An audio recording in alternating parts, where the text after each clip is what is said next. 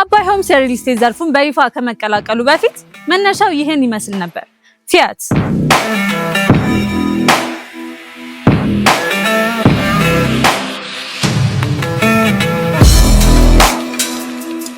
ይህ ቦታ እንደ አውሮፓውያን አቆጣጠር በ1920ዎቹ መጨረሻ የጣሊያኑ ግዙፍ የመኪና አምራች የሆነው ፊያት በራሳቸው በጣሊያኖች የፊያት መኪናን የሚሸጡበት እንዲሁም የሚያድሱበት ቦታ ነበር። የደርግ መንግስት ወደ ስልጣን በመጣበት ጊዜ ይህንን ቦታ በመንግስት ባለቤትነት ስር ማስተዳደር ጀመረ። በጊዜውም በከተማችን ውስጥ አሉ ከሚባሉ ትላልቅ ጋራጆችና የመኪና መገጣጠሚያዎች ውስጥ አንዱ ሲሆን በዋናነት የዳፍና የማርሴዲስ የከተማ አውቶቡሶች ቦዲ የሚሰራበት ትልቅ ተቋም ነበር። በ1992 መንግስት የተወሰኑ የልማት ድርጅቶችን ወደ ግል ዘርፍ በፕራይቬታይዜሽን ሲያስተላልፍ አባይ ቴክኒክ ከተላለፉ ድርጅቶች መካከል አንዱ ሆኗል። አባይ ቴክኒክ ለበርካታ የሀገራችን መኪናዎች የጥገና፣ የሰርቪስ እንዲሁም የአመታዊ ተሽከርካሪ ምርመራ ወይንም ቦሎ ቁጥር 1 ተመራጭ ቦታ ነው። አባቶቻችንና አያቶቻችን በፍቅር ይነዱት የነበረውን የፎቶን መኪና በኢትዮጵያ ውስጥ አስመጥቶ መገጣጠምና መሸጥ የቻለ የመጀመሪያ ድርጅት ነው።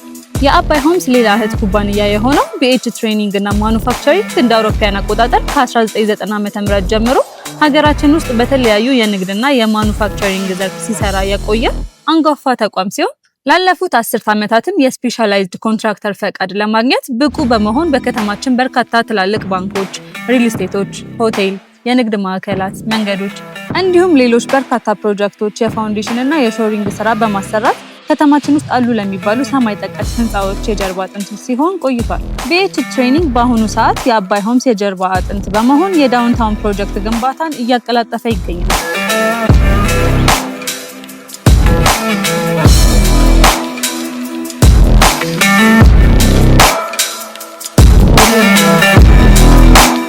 ከጥቂት ዓመታት በፊት ቢኤች ትሬኒንግ እና ማኑፋክቸሪንግ በቦሌ ፍላሚንጎ ቢኤች ስዊት አፓርትመንት ሆቴል ተብሎ የተሰየመውን እንዲህ አይነት ቅንጡ አፓርትመንት ሰርቶ አስረክቧል።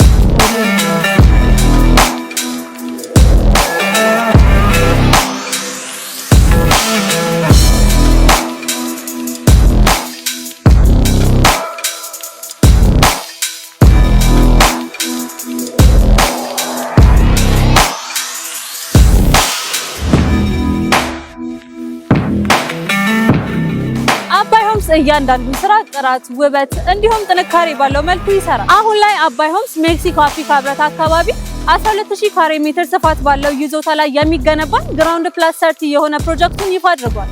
ይህ ፕሮጀክት በቂና ምቹ የመኪና ማቆሚያ ስፍራ፣ የኤሌክትሪክ መኪናዎች ቻርጅ ማድረጊያ፣ የከርሰ ምድር ውሃ፣ ጄኔሬተር፣ የደህንነት ካሜራዎች፣ እንደ ልባችሁ የምትጠቀሙበት ትልቅ አዳራሽ፣ ዘመናዊ ጂምናዚየም፣ ስቲም፣ ሳውና፣ የልጆችና የአዋቂዎች የመዋኛ ገንዳና በውስጡም 13 ሊፍቶችን ያካተተ ምቹ የንግድ ማዕከልና የመኖሪያ ቦታ ነው።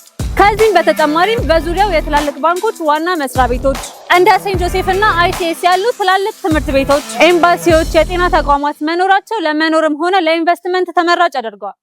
አባይ ሆምስ